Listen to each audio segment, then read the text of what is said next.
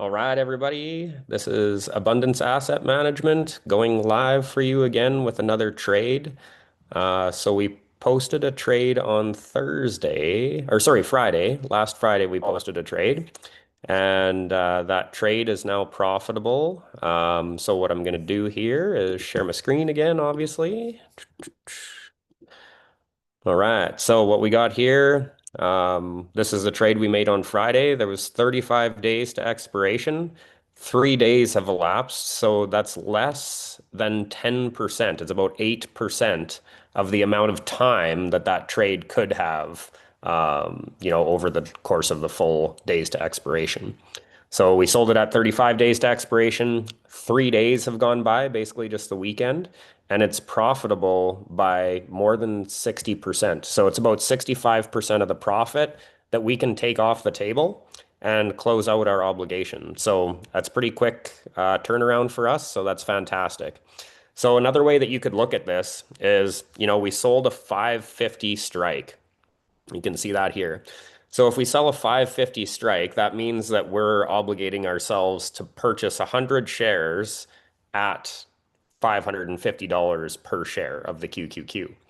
So if you look at that as a $55,000 house, it's almost like we Airbnb'd a $55,000 house over the weekend and collected $340.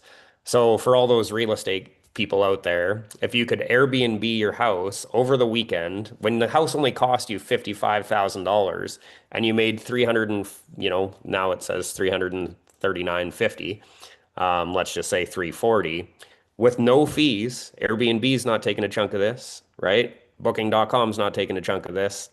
The fee for closing this trade is 65 cents, and the fee for opening it was also 65 cents. So all I'm going to do here is create closing order, and I'm going to buy back this option. So we sold this put option to open the trade, to open our position, and now we're going to purchase it back in order to close the position. That can be a little bit confusing for sure. I totally understand that. Most of the time, when you're opening a position in something, you're buying a position, right? You're buying some asset, but we sold to open that trade.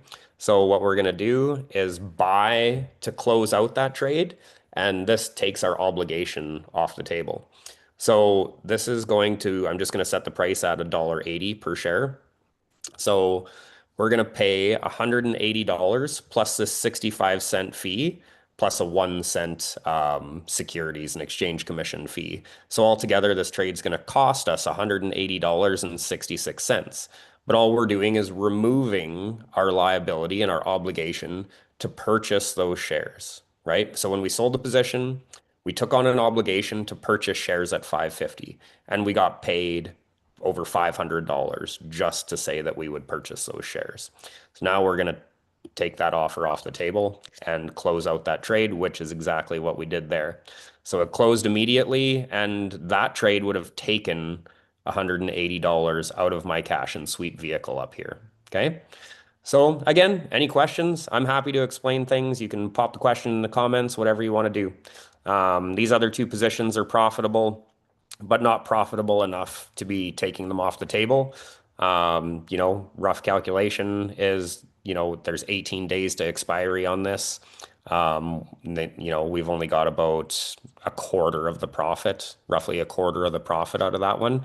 So we'll let that one keep going. And, this one's profitable by $169, which is less than half of the profit out of there. So we're just going to let those ones keep rolling the way they are.